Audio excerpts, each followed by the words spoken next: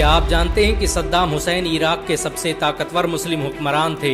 उन्होंने अपने 26 लीटर खून से एक कुरान लिखवाया जो आज भी इराक में मौजूद है। सद्दाम हुसैन ने बड़े पैमाने पर मस्जिद, मदरसों और अस्पतालों का निर्माण करवाया। उनके दौर में इराक अपने क्षेत्र की सबसे बड़ी अर्थव्यवस्था बन गया था। सद्दाम हुसैन के शासनकाल में इराक के लोग सबसे बेहतरीन जीवन जी रहे थे। 1980 में यूनाइटेड नेशन ने इसके लिए सद्दाम हुसैन को यूनेस्को अवार्ड से भी सम्मानित किया। सद्दाम हुसैन ने इराक में बहुत से मदरसों और मस्जिदों की स्थापना की। उनकी बनवाई गई उम्मुल मारीक मस्जिद को आज भी लोग दूर दूर से देखने आते हैं। सद्दाम हुसैन ने इस मस्जिद की मीनारें स्कड मिसाइल की तरह बनवाई। ये वही मिसाइलें थी जिनसे सद्दाम हुसैन ने इजराइल पर हमला किया था। स्कड मिसाइल की तरह बनी 43 मीटर ऊंची ये मीनारें आज भी दुश्मनों के दिलों में खौफ पैदा कर रही हैं। सद्दाम हुसैन ने इराक के लिए जो किया वो आज तक कोई नहीं कर पाया। उनकी दौरे हुकूमत में इराक साइंस और टेक्नोलॉजी के क्षेत्र में आसमानों पर पहुंच गया।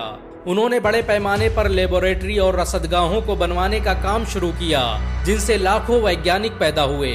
उनकी दौरे हुकूमत में ही इराक आधुनिक मिसाइलों को बनाने में कामयाब हो पाया।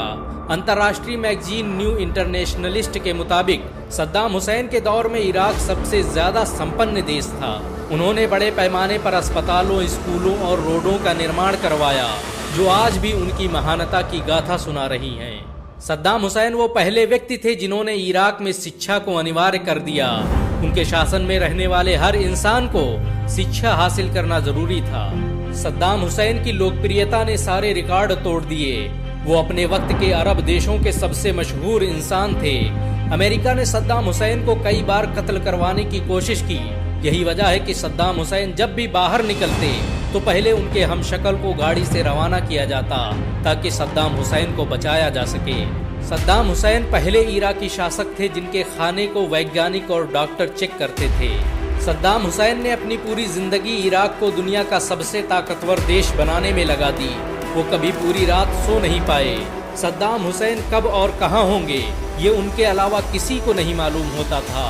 सद्दाम हुसैन ने इराक में पहली बार सख्ती से कानून लागू करवाए।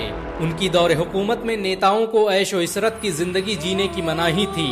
उन्होंने अपनी सरकार से कई मंत्रियों को सिर्फ इसलिए बर्खास्त कर दिया क्योंकि वो लग्जरी गाड़ियों में सज धज कर आते थे। सद्दाम हुसैन को फिजिक्स, हिस्ट्री और मिलिट्री साइंस में महारत हासिल थी।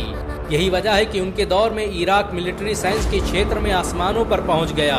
उनकी लाइब्रेरी में विज्ञान और इतिहास से संबंधित दुनिया भर की किताबें मौजूद थीं। सद्दाम हुसैन खुद भी एक लेखक थे।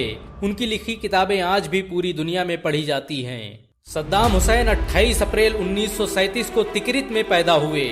ये वही शहर था जहां कभी सलाहुद्दीन अयूबी जैसा शेर पैदा हुआ। सद्दाम हुसैन के पैदा होने से पहले ही उनके पिता दुनिया से चल बसे। माँ ने परवरिश की और फिर चचा उसे लेकर बगदाद चले गए। बगदाद में रहकर ही सद्दाम हुसैन ने साइंस और टेक्नोलॉजी की तालीम हासिल की और कुछ ही समय में इराक के सबसे बेहतरीन कमांडर बन गए।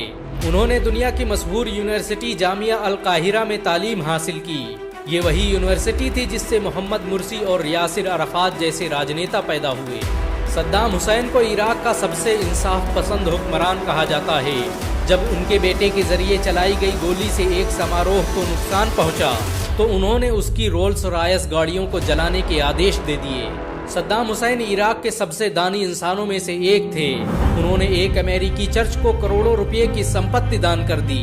अमेरिका के लोग सद्दाम हुसैन के इस कदम से इतना प्रभावित हुए कि उन्होंने डेट्रॉयट शहर की चाबी सद्दाम हुसैन को सौंप दी। बहुत कम लोग जानते हैं कि सद्दाम हुसैन ने अपने खून से एक कुरान लिखवाया जो आज भी इराक में मौजूद है। उन्होंने इसके लिए लगातार 3 सालों तक अपना 26 लीटर खून दिया। इस कुरान को उम्मुल मारीक मस्जिद में आज भी देखा जा सकता है। सद्दाम हुसैन की सबसे बड़ी गलती उनका कतर पर हमला करना था। सद्दाम हुसैन को किसी ने गलत खबर दी कि कतर उनके देश का तेल चोरी कर रहा है और सद्दाम हुसैन बगैर सोचे समझे कतर पर हमला कर बैठे। उनके इस हमले ने अरब देशों में एक दहशत पैदा कर दी और पूरी इस्लामी दुनिया 2 हिस्सों में तकसीम हो गई। सद्दाम हुसैन की जिद और फैसले अटल हुआ करते थे, लेकिन फिर भी उन्हें अपनी इस गलती का जिंदगी भर पछतावा होता रहा। सद्दाम हुसैन ने इराक में बहुत से स्कूल और कॉलेज बनवाए। उनकी दौरे हुकूमत में इराक साइंस और टेक्नोलॉजी का गढ़ बन गया।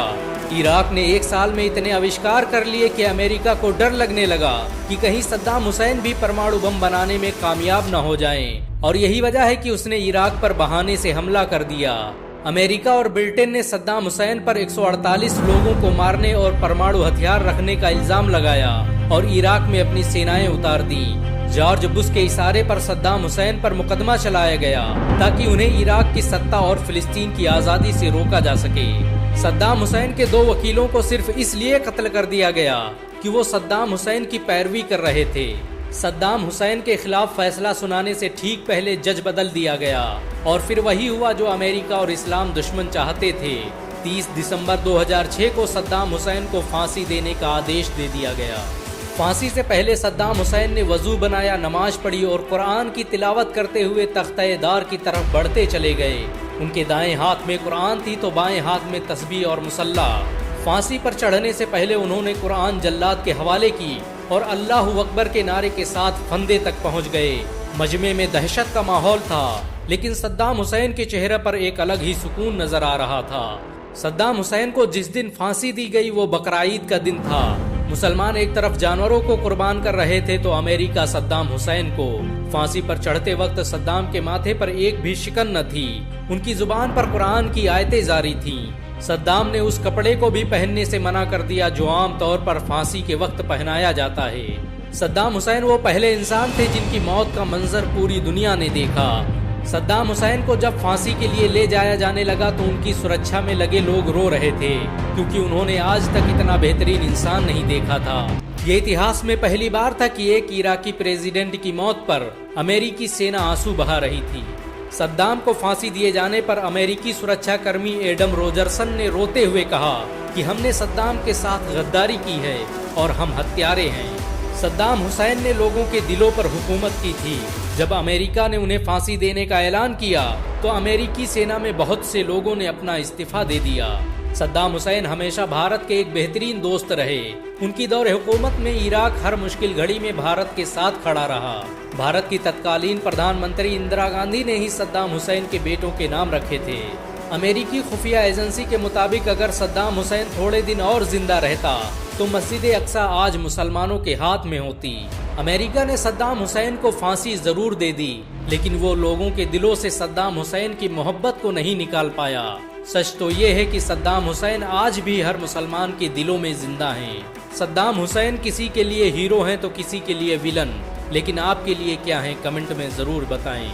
अगर एक मुसलमान होने के नाते आपको गर्व महसूस हुआ हो तो इस वीडियो को लाइक और शेयर जरूर करें। ऐसी और वीडियो को देखने के लिए हमारे चैनल को सब्सक्राइब करें, घंटा जरूर दबाएं।